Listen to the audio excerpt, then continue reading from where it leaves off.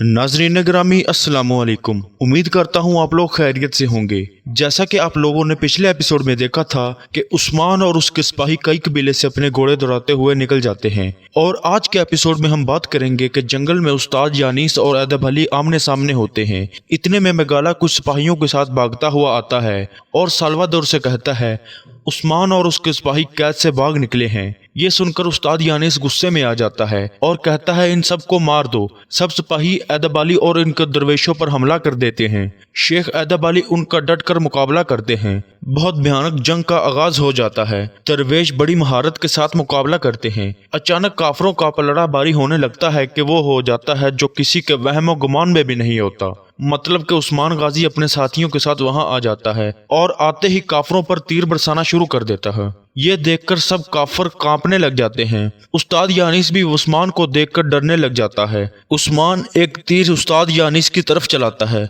जो सीधा उसके सीने में जा लगता है और फिर देखते ही देखते तमाम काफरों की लाशें जमीन पर गिर जाती हैं। उस्ताद यानीस और साल्वादोर अपने सिपाहियों की यह हालत देखकर घबरा जाते हैं और वहां से फरार होने में ही अपनी भलाई समझते हैं। उसके बाद कमांडर मेगाला सामने आ जाता है। उसके बचे कुछ सिपाही भी साथ होते हैं, लेकिन अब कोई फायदा नहीं होने वाला क्योंकि उस्मान के सिपाही उन सब को कत्ल कर देते हैं और कमांडर मेगाला के गिर्द घेरा डाल देते हैं। फिर उस्मान अकेला उससे मुकाबला करता है और थोड़ी ही देर में उसका गला काटकर उसे जहन्नम रसीद कर देता है। अदब अली यह देखकर अल्लाह का शुक्र अदा करता है। उधर सराय में बाला खातून तैयार हो रही होती हैं, साथ ही गोंचा खातून भी होती हैं। दोनों बहुत खुश होती हैं क्योंकि वो काफी मुश्किलात से गुजरी होती हैं। बाला खातून कहती है सलजान खातून आने वाली होगी, अल्लाह मेरी रूह को इत्मीनान अता करे। गोंचा कहती है तुम अभी भी वो गुलाब हो जो अपने बाबा के बाग में खिली नहीं, पता नहीं अदब अली तुम्हें उस्मान को देंगे या नहीं। बाला कहती है वो इस शादी से जरूर बहुत खुश होंगे। ये सुनकर गोंचा खातून भी उसकी बातों को तस्लीम कर लेती है। फिर दोनों सलजान खातून के पहुंचने का इंतजार करने लग जाती हैं। उधर जंगल में उस्मान और अदब अली मौजूद होते हैं। अदब अली कहता है शुक्रिया उस्मान, हमारी वजह से तुमने अपनी जान को खतरे में डाला और हमारी जान बचाई। उस्मान कहता है कि मैंने सुना है कि मेरी वजह से आपने अपनी जिंदगी खतरे में डाली थी, आपका बहुत शुक्रिया। तो अदब अली कहता है इन्होंने तुम पर बहुत तशद्दुद किया, तुम वहां से कैसे निकल आए? तो उस्मान कहता है मैं अंधेरे से आपकी रोशनी की वजह से निकला। तो अदब अली कहता है उस्मान तुम जो ये रोशनी देख रहे हो वो तुम्हारे अंदर ही है।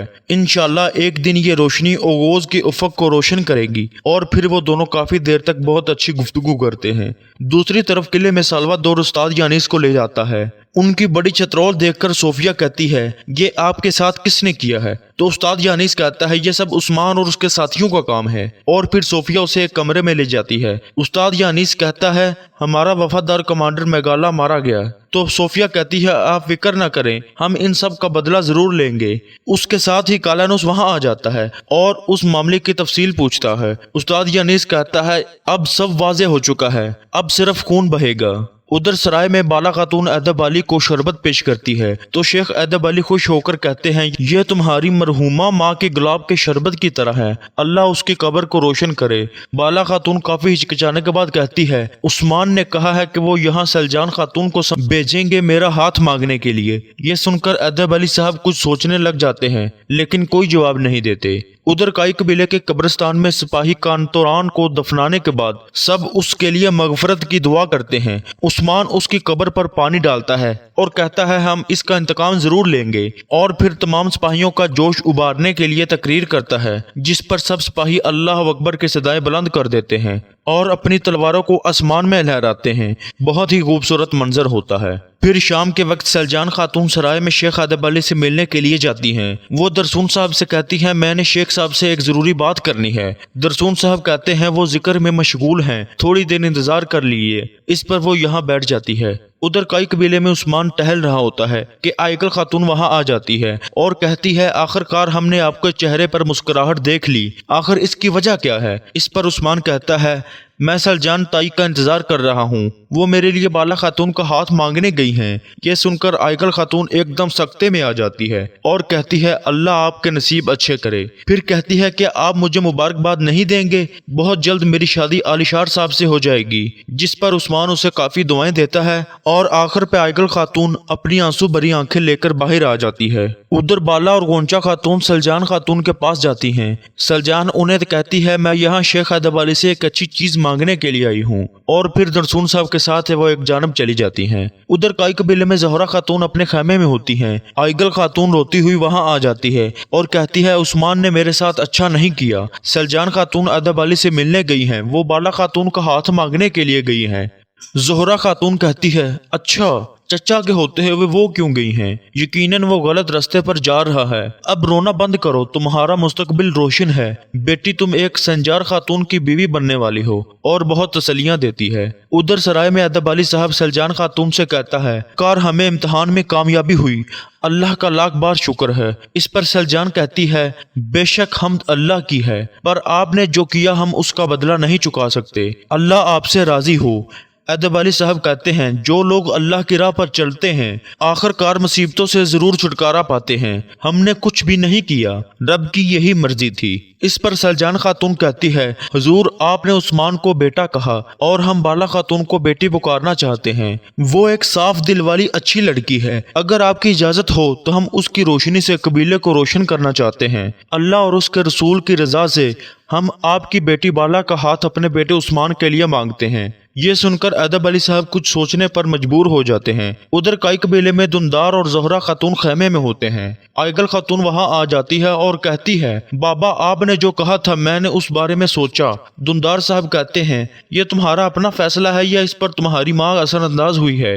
आइगल खातून कहती है अल्लाह माफ करे, सबसे पहले हमारा कबीला है। मैं जानती हूँ इस शादी से हमारा कबीला और ताकतवर होगा। फिर दोनों अपनी बेटी को बहुत सी दुआएं देते हैं। उधर दूसरे खैमे में उस्मान शिद्दत के साथ अपनी ताई का इंतजार कर रहा होता है।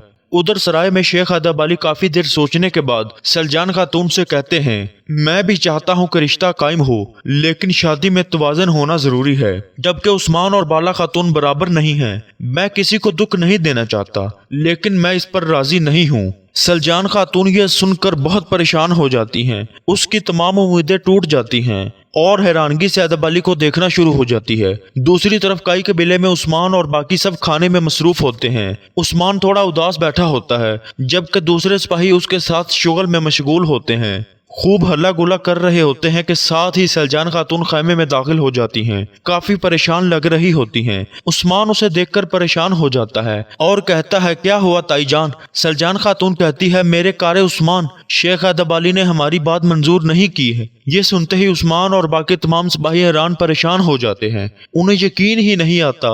उस्मान हैरान होकर सलजान को देखता रहता है। अजीब मंजर होता है। सबके हंसते चेहरे गम में बदल जाते हैं। सुबह के वक्त उस्मान काफी परेशान हाल बैठा होता है।